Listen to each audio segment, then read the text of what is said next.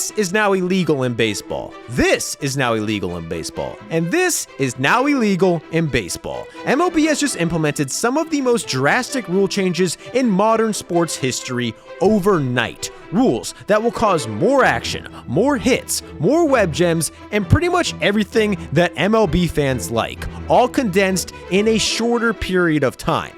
It's also going to cause complete chaos. Pitchers like Max Scherzer have already found loopholes and have manipulated this rule so much that MLB has had to make changes within the first month. An unprecedented amount of umpires have quit, and these rules are probably a big reason why. Some players and managers hate them and have been ejected because of them. Pitchers are becoming their own catchers. It's caused the fastest strikeouts in history, caused some of the slowest pitches in history, and has caused some fans to absolutely lose their minds. I think that they should scrap it before the season starts. They are ruining the integrity of the game. These rules will change baseball for the better for years to come. But before we get to that point, it will cause complete mayhem. In September, MLB announced 3 key new rules. Shifts are now restricted. The amount of pickoffs a pitcher can make is now limited. And now, for the first time ever, there is a pitch timer.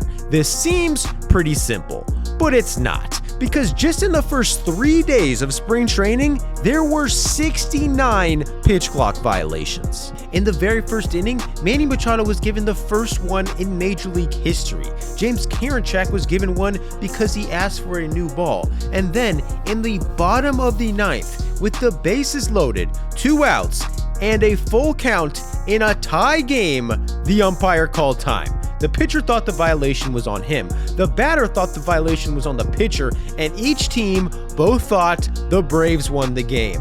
In reality, this violation was on the hitter, ending the game on an automatic strike, even though there were 7 seconds left on the clock.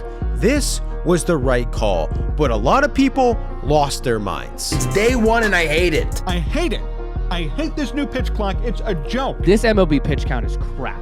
But MLB has been trying to speed up games for over a century. This latest attempt started 8 years ago, which resulted in rules that were so unpopular they don't work because players just ignore them. In 2015, MLB announced a new rule that required every batter to leave 1 foot in the box between pitches. I call that bullshit.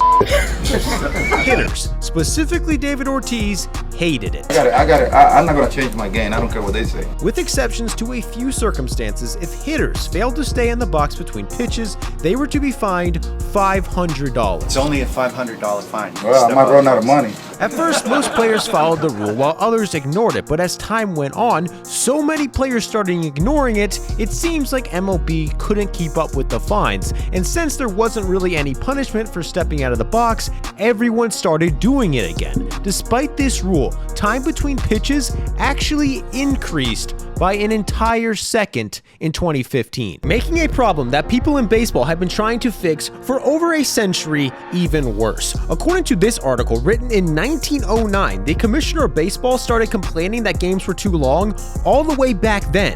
The average game length was 1 hour and 45 minutes. In 1925, the American League started requiring teams to send a written report explaining each delay every time a game went over 2 hours. In the 50s, the players started complaining that games were too long. The average game was 2 hours and 20 minutes. Since then, MLB has done almost everything to speed up games. Just since 2015, they put a clock in each stadium requiring each pitcher to stop warming up by the time it gets to 30. Managers now have to challenge plays from the dugouts. They've limited the amount of mound visits, implemented a 3-batter minimum for pitchers, 7-inning doubleheaders, and even placed a ghost runner on second in extra innings. This whole time, MLB wanted to implement a pitch clock, but players refused to agree to it, leading MLB to make a warning. If these rules work and games speed up, good. If not, they will implement a pitch clock whether the players like it or not. And that's exactly what happened. Despite these rules, games actually increased in time pretty much every year, peaking in 2021, where the average game was 23 minutes longer than in 1998. leading MLB to announce starting in 2023, pitchers will now have 15 seconds to throw a pitch with no one on base. With runners on base, they have 20 seconds, and batters must be in the box ready to hit with 8 seconds left on the clock. This seems straightforward. In reality, pitchers like Max Scherzer have already been able to manipulate this rule so much that within a month, MLB has already been forced to change it to stop a loophole that has almost caused a war. Max Scherzer has always pitched quickly, saying the only reason he didn't pitch quicker was because hitters could just call time. But according to the new rules, hitters are only allowed to call time once every at-bat. If not, they could just keep calling time, making the pitch clock irrelevant. So in his first spring training start, Scherzer got to the mound early and held onto the ball as long as possible, baiting hitters into calling time.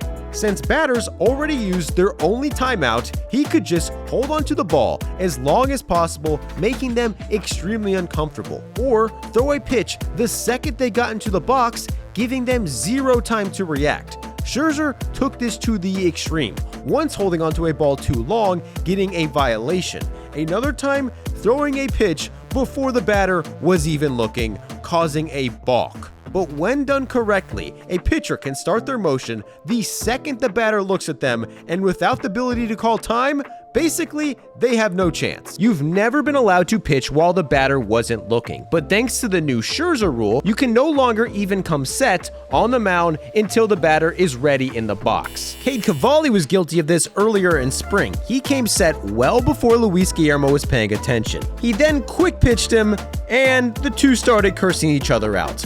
But thanks to the Scherzer rule, this is now illegal. But assuming batters are in the box ready to hit, pitchers are still expected to pitch within 20 seconds with runners on base. This is a problem for pitchers trying to get signs from a catcher who is trying to prevent runners from stealing signs, which can take forever. So this year, for the first time ever, pitchers are becoming their own catchers. Last year, MLB introduced the pitch comp system, which allows catchers to tell pitchers what pitch to throw electronically. But now, to save even more time, they are telling the catcher what pitch they are going to throw. This spring, Max Scherzer and Zack Greinke started this trend, and way more have followed. They no longer have to waste time shaking off pitches. However, this spring, Zack Greinke has shaken off his own pitch multiple times. But players are not the only ones under pressure to adjust, because bat boys' jobs just got a lot harder, and according to MLB, some of them may be getting fired. After this play, Javi Baez was called for a pitch clock violation, but it was actually the bat boy's fault.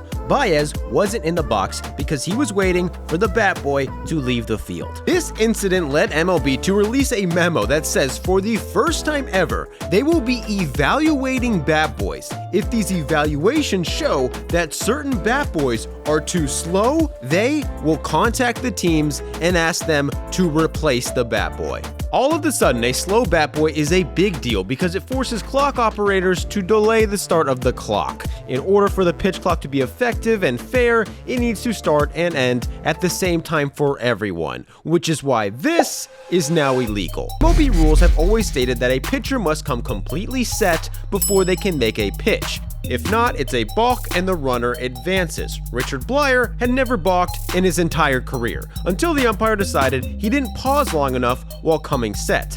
Blyer disagreed. 2 pitches later, the umpire called another balk. Blyer disagreed again. Then, moments later, the umpire called a third balk on him. The third balk in 5 pitches, literally balking in a run, which had never happened in MLB history, but starting this year, it could happen a lot more. Blyer has an argument that he did come set and none of these are balks, but other pitchers have been breaking this rule and getting away for it for years by doing things like this. The pitch clock stops when a pitcher's motion begins, but if you're constantly tapping your toe, it's hard to tell if the motion begins at the first toe tap or the last one, meaning that Kevin Gausman and others can no longer do this. MLB has also outlawed long, excessive motions like this, shutting down a loophole that would theoretically allow a pitcher with a 7-second windup to add 7 seconds to the pitch clock every single pitch. But the biggest loophole teams have found so far has nothing to do with the pitch clock. It has to do with the shift. Although most fans may think the shift is now banned, teams are legally still doing this.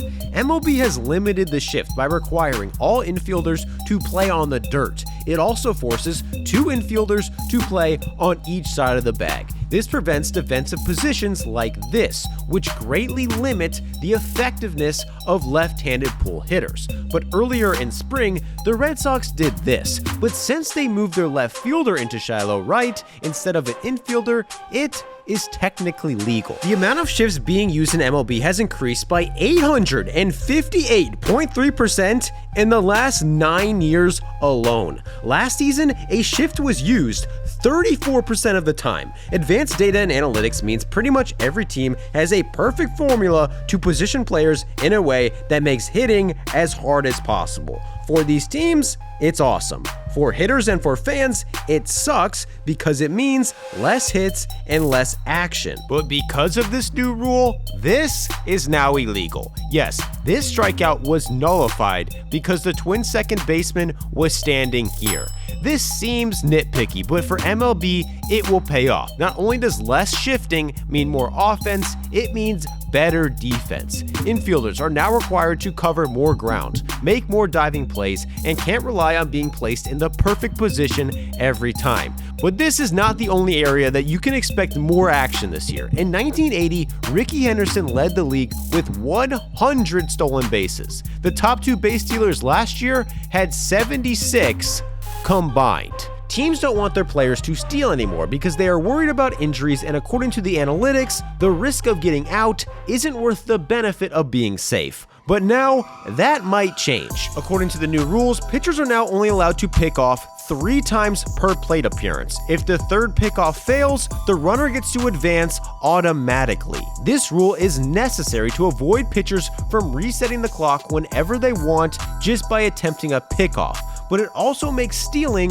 a lot easier. MLB has also increased the size of the bases. This makes them safer and also decreases the distance between bases, making stealing even easier. And to MLB's wishes, stolen bases are already up 50% this spring training. These new rules will help almost every aspect of the game that fans love to watch. We know this because, believe it or not, baseball has had all these rules for years. In the minors and independent leagues, players are fighting to make the majors, while MLB basically uses their rules as a science experiment. They've experimented with things as crazy as moving the mound back an entire 2 feet, banning mound visits altogether, a robot umpire, and even allowing players to steal first base.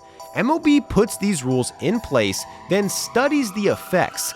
All of the new rules that we'll have in the majors in 2023 have been in the minors, sometimes for years. With bigger bases and limited pickoffs, minor league teams were 10% more likely to be safe on a steal and stole more than twice as frequently as major league teams, meaning that in all likelihood, there will be more steals in MLB this year than in decades. Banning the shift in the minors made the amount of outs made on pulled line drives drop 4%, even though the amount of shifting before the ban was significantly lower than the majors, meaning this year in the majors, there will almost certainly be an increase in hits and offense. The pitch clock in the minors made games 25 minutes shorter than MLB games last season. They also saw the amount of pitch clock violations go from 1.7 violations a game in the first week to only 1 violation every 2 games within a few months once players got used to it. And perhaps the most optimistic news for MLB is that compared to last spring training, the new rules have resulted in more runs, more hits, more steals, games that are 26 minutes shorter, and have already seen the amount of violations go from 2 a game to 1 per game by the 4th week. We can't know for sure what will happen when the season starts, and without a doubt, there will be some confusion at first, but after a while, it looks like MLB will be a better league for everyone.